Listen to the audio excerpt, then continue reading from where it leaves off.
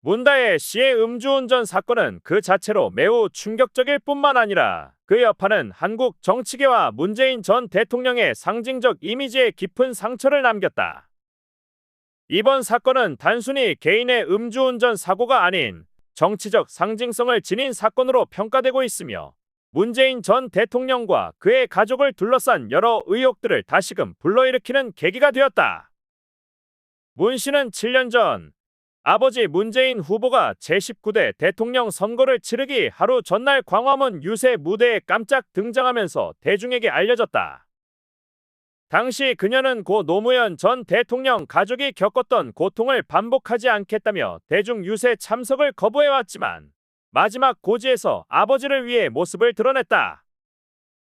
그러나 이번 음주운전 사건으로 인해 문다혜 씨는 다시 한번 대중 앞에 서게 되었고, 이번에는 아버지의 정치적 상징에 상처를 입히는 사건의 중심에 서게 되었다. 사건의 구체적인 전말은 더욱 논란을 증폭시키고 있다. 문 씨는 2023년 10월 4일 저녁 6시 57분경 서울 용산구 이태원에서 자신의 스포츠 유틸리티 차량 SUV인 캐스퍼를 몰고 나타났다. 그녀는 인근 소고기 전문점에서 식사를 마친 후 남성 2명과 함께 2시간여 술자리를 가졌다.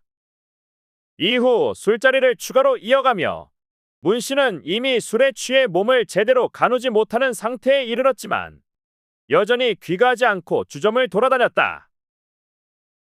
마지막 주점을 나와 홀로 비틀거리던 문 씨는 주변의 다른 차량 문을 잡아당기는 등 이상 행동을 보였고 결국 자신의 차량에 올라타 음주운전을 시작했다. 이 과정에서 문 씨는 이태원의 한 도로에서 행인 3명을 간신히 피하며 운전을 이어갔고 교차로에서는 신호를 위반하며 택시와 충돌하는 사고를 일으켰다. 이 사건의 후폭풍은 더욱 거셌다. 문 씨의 혈중 알코올 농도는 0.149%로 이는 면허 취소 기준인 0.08%를 훨씬 넘는 수치였다.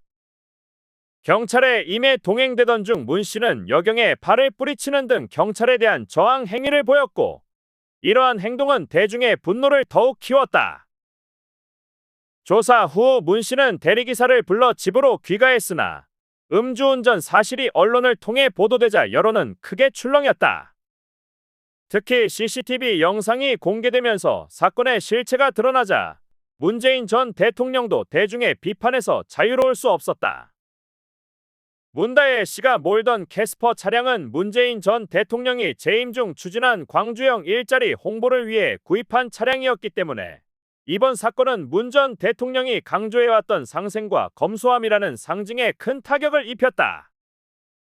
더욱이 이번 사건은 문다혜 씨와 문재인 전 대통령을 둘러싼 과거 의혹들을 다시금 수면 위로 끌어올렸다.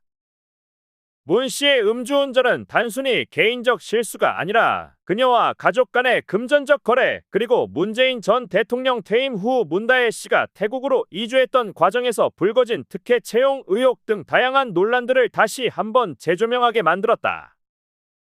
문다혜 씨의 전 남편 서아무개 씨의 특혜 채용 의혹은 특히 주목할 만한 부분이다. 검찰은 서 씨가 2018년 타이 스타젯 전무로 채용되었고 이 과정에서 받은 급여와 주거비 2억 2,300만 원이 사실상 문재인 전 대통령에 대한 뇌물로 보고 있으며 이에 대한 수사가 진행 중이다. 이러한 상황에서 문다혜 씨의 음주운전 사건이 터지면서 그녀는 검찰과 경찰로부터 이중 수사를 받게 되는 처지에 놓이게 되었다. 정치적 맥락에서 이번 사건은 더 큰 의미를 지닌다. 민주당은 이재명 대표의 대권 도전을 준비하며 내부 결속을 다지는 중요한 시기에 이 사건이 터지면서 당 내부는 큰 곤혹을 겪고 있다. 문다혜 씨의 음주운전 사건은 민주당 내부에 당혹감을 일으켰고 일부 강성 지지층에서는 문재인 전 대통령의 탈당을 요구하는 목소리까지 나오고 있다. 이재명 대표는 차기 대선을 준비하며 집권 플랜 본부를 가동하는 등 내부 결속을 도모하고 있는 상황에서 문다혜 씨의 사건은 당 내외에 큰 부담을 안기는 상황이다. 문재인 전 대통령 역시 딸의 사건이 알려진 이후로 SNS 활동을 중단하고 있으며 어떠한 공식적인 입장도 내놓지 않고 있어 논란은 더욱 확산되고 있다. 딸의 음주운전 사건에 대한 대중의 질문과 비판이 쏟아지는 가운데 문 전 대통령의 침묵은 오히려 상황을 더욱 악화시키고 있다는 분석이 나온다.